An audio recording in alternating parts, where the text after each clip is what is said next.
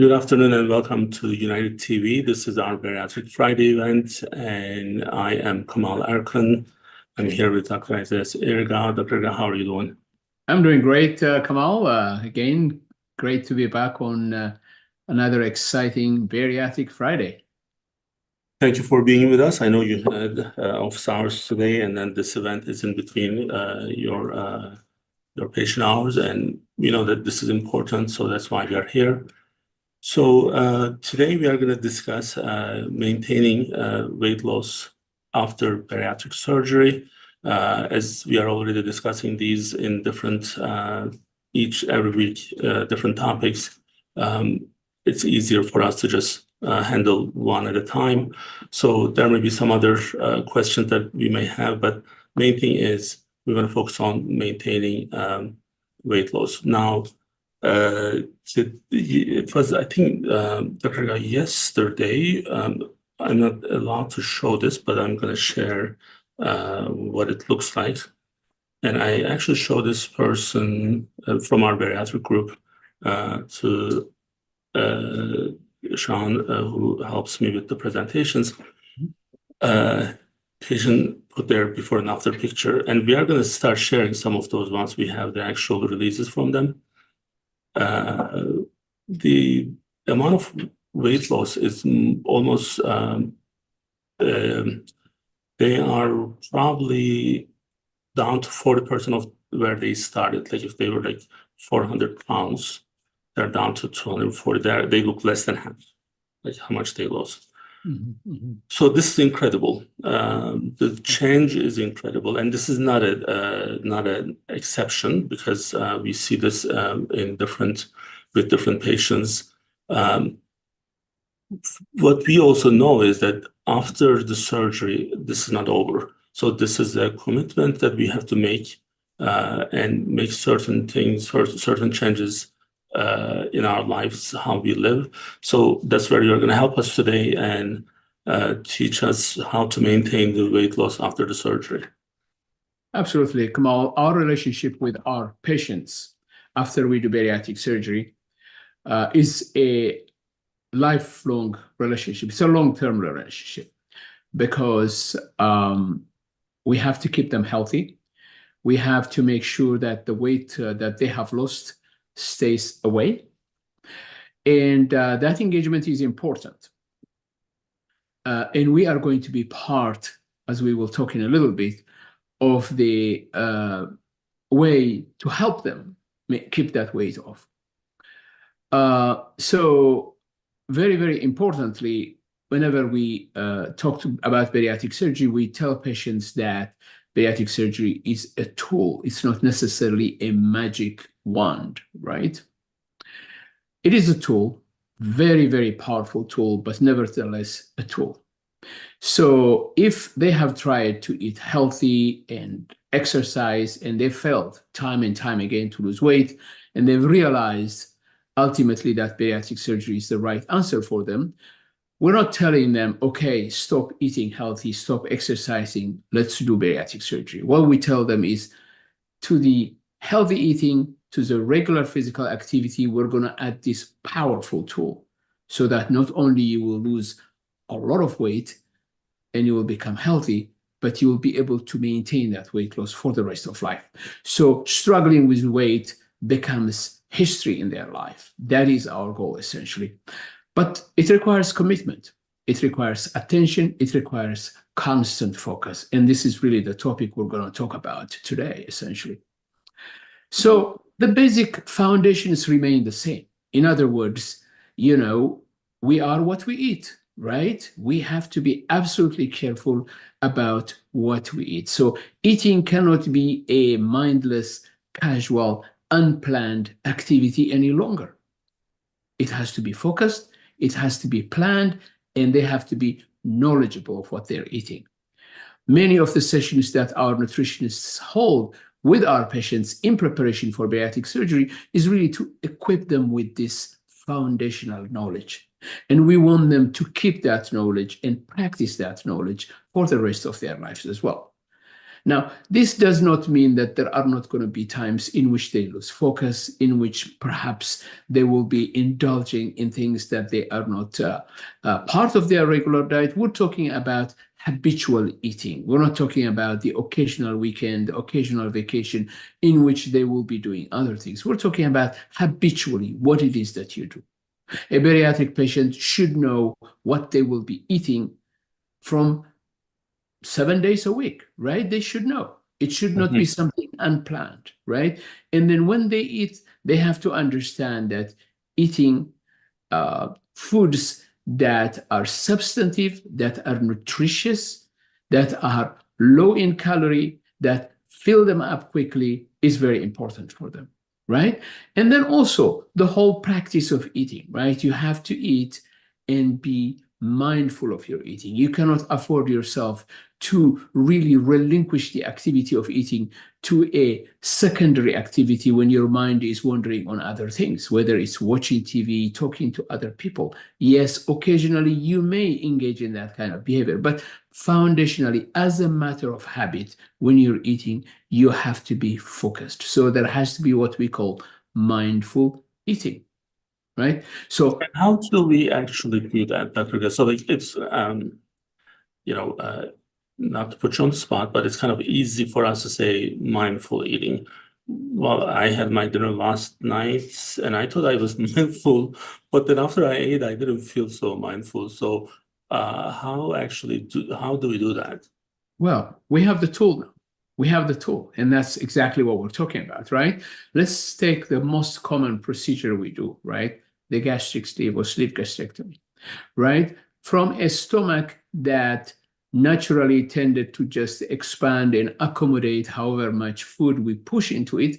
Now we've changed the stomach into a fairly stiff tube that can accommodate only a certain amount. And after that, the pressure inside that tube rises so that if we overfill it, discomfort starts to happen, right?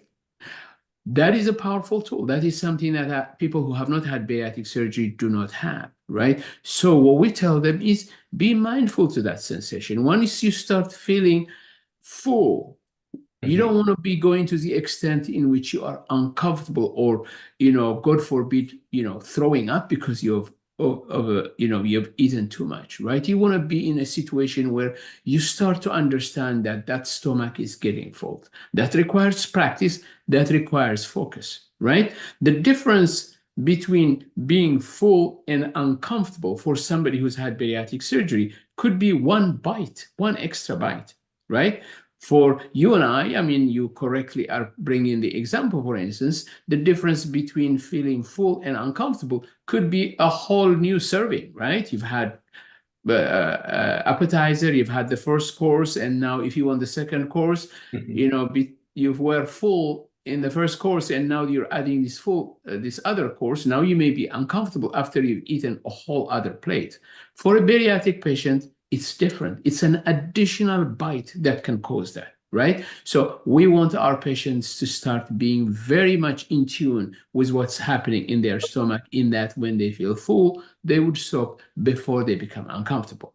Now, there are different strategies to really practice that and make it work well for them, right? One of the strategies, for instance, Kemal, is to have a plate which has less food so that you don't get into a temptation of, eating more, right? So many of our patients, for instance, instead of having a very large plate, they use very small plates, right? In a small plate, there is only a certain amount of food that you can put, right? Once you're done, you're done. If you have a large plate, then, and you're distracted and you're doing other things, the temptation to continue to eating will be there, right? But there is also a much more problematic issue with that, Kemal, and that is you can actually get used to getting that extra bite without discomfort. Sometimes patients ask me, how is it possible for somebody whose stomach has been reduced to about 15% of its original size to gain weight years afterwards? Well, I tell them it's not a question of you now being able to grow your stomach back to its original size. It's that now you're allowing for that stiff stomach to slowly become more and more compliant able to accommodate more pressure, right? Which means that if at the beginning the patient was feeling full after they ate 5 bites, right? And then when they try to eat that bite number 6, they feel uncomfortable. If they, day in and day out, they push that bite number 6, they will reach a point where they are not uncomfortable anymore with that bite number 6.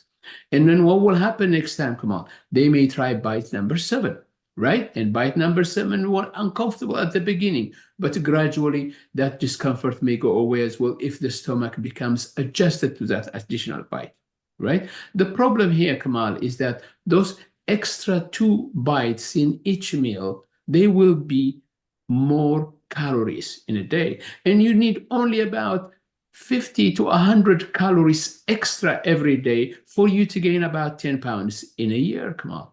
So if they were at their comfortable weight, they were 250, now they are 150. If that behavior starts, Kemal, they may be gaining 10 pounds now over 1 year, right? And if that behavior continues, it will be 20 pounds. And before they know it, now they will be back to the situation they were before, suddenly, right? And this is what we don't want patients to get into. That's why that mindful eating is important. But as we will talk in this conversation, Kamal, there are other components to this. For instance, regular follow-up, weighing yourself regularly, and physical activity are also extremely important tools. For the regular follow-ups, we, at the time of the surgery, we already schedule our patients follow-ups up to 5 years. This is with the surgical group. It can be with the nutritionists as well, but we also want people to follow up with their primary care. Your annual wellness visit is something that you shouldn't be missed. And also those surgical follow-ups, post-surgical follow-ups are extremely important. But the trouble that I see, Dr. Irgau, I'm sure you'll agree with this, the patient that I was talking about earlier lost 180 pounds. I was just checking that earlier. When I lose 180 pounds in 1 year, then why do I want to go back to the follow-ups? So absolutely. I mean, and that's exactly, it's, human nature essentially is such that once you feel in a comfortable position, you feel that comfort is going to last forever, right? It's very difficult to see beyond that. But it's our job to educate them that the danger of weight regain will be there constantly because the biology that drove their weight to that level to begin with, the genetic makeup that they have inherited from their parents, that really was a main driver in their weight gain in the first place, that biology hasn't changed. Mm-hmm. It is the process in which the metabolic activity happens that has been changed by the surgery. But the actual biology that drives that type of energy conservation hasn't changed. So in the right setup, in the right situation, it is possible for the weight to come back with any bariatric surgery, right? I used to tell you that there was a bariatric surgeon, 20 years ago in meetings, he used to tell us, you can out-eat any bariatric surgery, meaning that if you really try very hard, you can regain weight with any bariatric procedure because the foundational biology that drove the weight to that level is still there. That hasn't gone away. That is why it is very important for patients to know that bariatric surgery is the beginning of our relationship with them. It's not the end of it, right? So we want them to continue to come to us. Now, granted, very often what we will see, Kemal, is that we will see patients actually coming to see us at their best. When they've reached really their weight loss, they want to show us how successful they have been. They want to show us how grateful they are to bariatric surgery, and we love that. But far more important, we want to be there when they are struggling, right? And it is when patients are struggling that they tend to be shy of coming, right? Because they don't want to show that they are failing. But we want to make them understand that we're there to support them. So we don't want them to wait until they've regained substantial amount of weight before they come after us. We want them to come early, right? Before it becomes a crisis. Because before it becomes a crisis. Now, when is it that it becomes the crisis? Typically, in my 20-something years in which I've been doing bariatric surgery, Kemal, what I have observed is that even people who lose weight and keep their weight or for a decade, for 12 years, 15 years, at some point they may start gaining weight. And this typically is associated with a life event. It could be divorce. It could be losing your loved one. It could be losing a job, some crisis that really stresses them so much that they lose focus. Not only they lose focus, but eating becomes a refuge for them again. And that's dangerous, right? That is the time when we want them to come back to us, where we can show them that help is at hand, whether it's through counseling or whether through encouragement. And that kind of help can help them avert that crisis-related weight gain that often, if left really unattended, can lead to significant weight gain, and then it's very difficult to lose weight again. Our body becomes even more resistant if we are gaining weight after we've lost it once before. So now the other really important thing is like having a food log, right? So we want people to write down what they eat, record what you eat. So if you remember me sharing the diet that I'm following and the changes that I had to make, and I'm going to share that just so that, because I want people to see, it's hard. It's hard even if you try. So so let me see, Dr. Irgau, let me know if you're able to see what I'm sharing. I can. So what I'm showing here is, this is my food log. Mm-hmm. Okay. So my activities, my journal. I did 27 out of the 30 days in April. Yep. Very good. So there are days that I did fasting. It's averaging here. The ones that I didn't do, but for those, the one that I did, averaging about 16.4 hours. Excellent. What you see here is, you remember one of the issues that I was able to reconcile in February. I'm actually putting, when I have any type of dessert, like milkshake is one of the weaknesses that I have probably. But Dr. Irgau, do you see any ice cream here? I do not. Okay, because I didn't. Good. That's great. So this helps me a lot. Yes, absolutely. I can see that. Because we very often, willingly or not, tend to forget things that we may have eaten, and then we wonder, right? But tracking it in this way actually is extremely important, because it helps us really look into where we are, and then it helps us prevent situations where we may be falling, right? Because the reason, again, like you and I, we didn't have bariatric surgery. What we are trying to say is that we go through the same thing. We are not saying that you have bariatric surgery now, your life is going to be hell. No, that's not the case. Hopefully people understand that. So what we are saying is that everyone at a certain point in their life, they have to start paying attention to these, and we do. Now, the thing that I learned from you, Dr. Irgau, the thing that I learned from reading and listening to others, I knew that I had to be honest with myself, and I need to do certain things. And COVID really messed up our regular routine. So then, I had to go back to where I was, and I still need to. So like this jacket is from last year, and I want to be able to get into this without having any discomfort. And those are kind of like our ways of measuring where we are. Now, the thing is, it's not just with the having a food journal, but it's the other thing is, physical activity. I'm gonna again, so be the honest citizen, and so this is this much. This is this week, and please don't jinx it, people, because sometimes when people are envying, I get sick for 3 days when I share these, so I want to make sure that they are not being jealous, please. So I had to put 10,000 steps average. And trust me, this needs an extra push for me to do it because we are in the office. I have to really try to get to that. If I don't do it, I'm in trouble. Like, this morning I already have, 2.3 miles walk, but I know it's not done because I had to do it. Now I have like a dinner meeting at 7:30. So that means between the time I leave here and go home for the meeting, I need to make sure that I can put another 30 minutes, and I have to plan for that.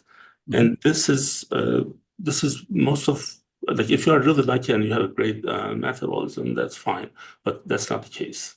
So for 90% of the people, that's not the case. So that's why when you have to follow these things, don't follow it with the victim mentality. Oh, I had a bariatric surgery. No, I do it. He does it. Other people are doing it.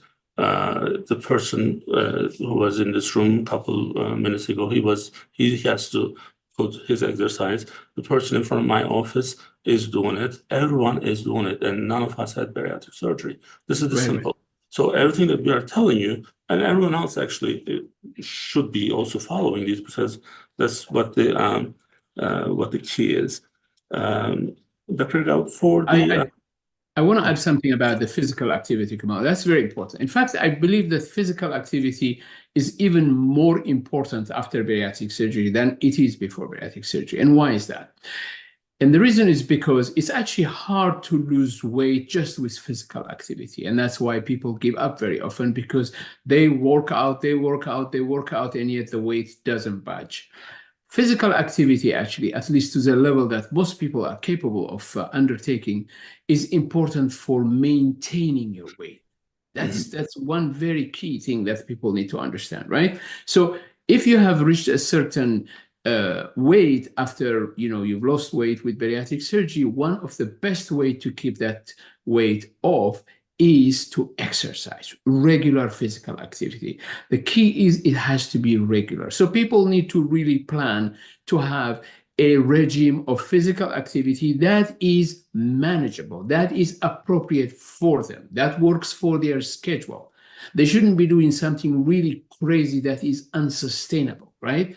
It doesn't matter whether you've done something really crazy for 2-3 weeks or even 3 months. What matters most is what are you able to do in the long term, right? Now, the walking issue that you have brought is fantastic, right? Because if you can track your walking, and nowadays we're all electronically connected, we don't even need a smartwatch to be able to do that. We just need our smartphone on our person, and that will be able to track our movement. So from the moment we wake up, right, from that horizontal position, and we're now vertical, until we go back to that horizontal position in bed at night, what is movement like in our life? That determines really whether we're sedentary or we're active.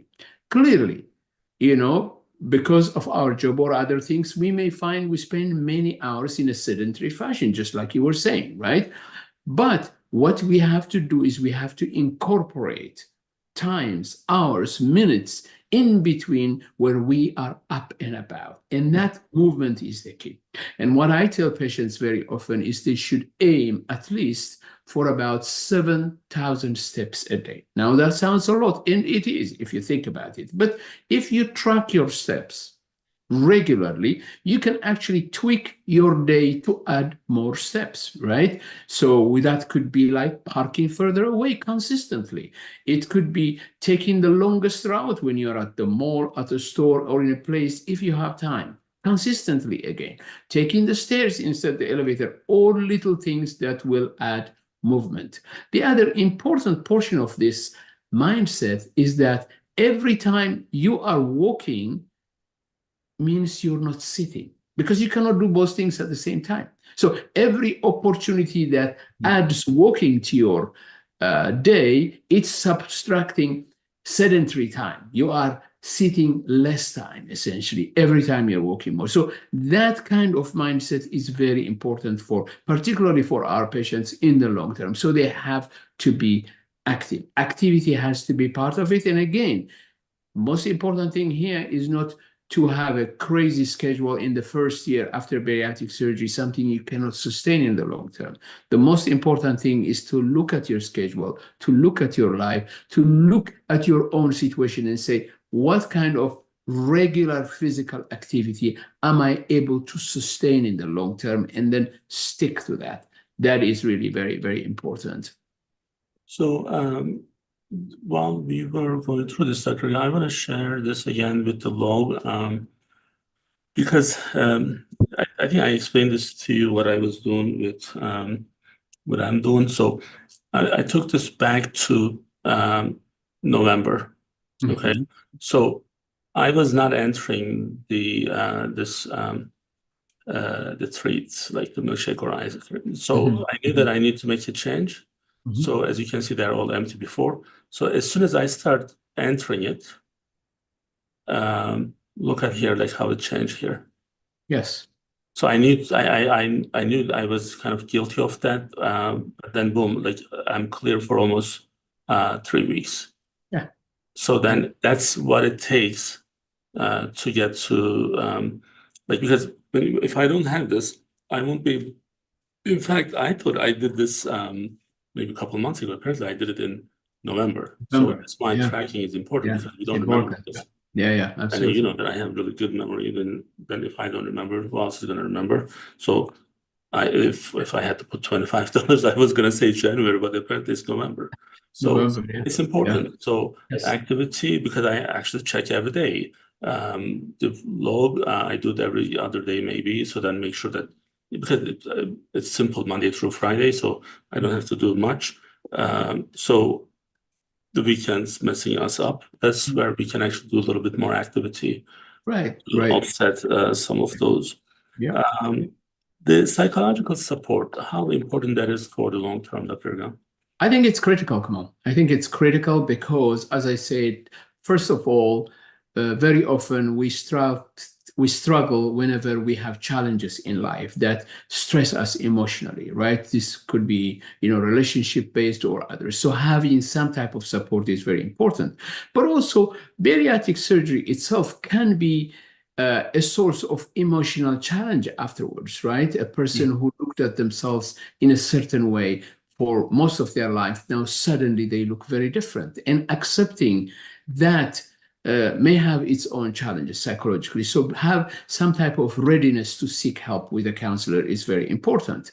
The same is true for how others look at us. This could be even close loved ones. Our relationship with them might take a different turn and might have to be reassessed. It might have to be re-engaged, come out for a number of reasons, right? And that requires awareness, and very often help is very important. As you know, all our patients do have to go through a psychological evaluation before bariatric surgery. But as I very often tell patients, that psychological support may be very important afterwards as well. So that that avenue should not be forgotten. People should not be struggling in silence when these things happen, because it's very difficult sometimes to overcome these things just alone. But obviously, the other bigger picture about this support is to seek support with the bigger bariatric community. And as we know, we have support groups that meet on a very regular basis, once a month. And, I encourage patients to, if they can, attend all of them, right? Just put it in their schedule. Okay, the first Tuesday of every month, CHRIAS has a support group. I will attend to that. They put it in their calendar, and thanks to the technology now, they don't have to be there in person. It can be done virtually, and attend that. And all they have to do is just to listen. They don't even have to participate if they don't want to. If they participate, if they engage, that's good, but they don't have to do that either. Just listening to other people and knowing that other people also have ways of overcoming challenges by itself can be therapeutic, Kemal. It can be very helpful. It can be liberating in a way, knowing that others also have faced the same challenges, because sometimes we feel helpless, and we also feel as if we're not good enough, when we're not able to solve problems by ourselves. But knowing that others are going through the same challenges can be very helpful. So support groups are very important. If they cannot attend, 12 sessions in a year, maybe do 6, come every other month, or try to attend 6 sessions a year. And that by itself will keep them connected as well. And of course, importantly, our office is also there. Yes, we do have scheduled appointments, but we want patients to go to their patient portal or pick up the phone and make an appointment when they feel they need our support from that point of view as well. Yes, we are surgeons, but we are also human beings. We are able to listen to our patients when they are struggling and provide empathy as well.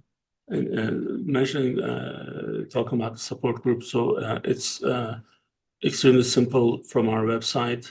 So then once you're on CHRIAS.com, you go to support group meeting registration. This is for you to become part of the Zoom meeting that we have once a month. But the other thing that we have is the Facebook groups. And that's also, if you go to this option here, then it will take you to the Facebook, and then we'll make sure that you are approved. We need to make sure that you are a CHRIAS patient. So that's how simple that is. It's a private one, but a lot of examples that I get is from our support group in Facebook. So there are about 400 people right now. 403, maybe 3-4 of them are our employees, but that's a good group of people there to share a lot of knowledge and information and get some advice from those who are going through the same. So, Dr. Irgau, I think we covered most of the main issues. Now, one thing that is important for those who are following us on a regular basis, we have a topic-specific playlist on our YouTube channel. So if we didn't maybe cover certain things in this one, another video, you'll see that we have it. So you can always catch up with those on the playlist. Again, thank you for joining us. Dr. Irgau, today is my older sister's birthday. You probably want to say something to her. Oh, happy birthday! She's gonna probably hate me, but today she's Hope you're having a wonderful. Well, it's gonna be evening now, right? In Turkey? Yeah, she's the best sister. Well, I have two, right? So yes, of course. All right, Dr. Irgau, thank you again, and thank you for joining us. We'll be back next week with another topic on Bariatric Friday. Until then, have a great weekend and stay safe. Bye-bye. Bye-bye. Thank you.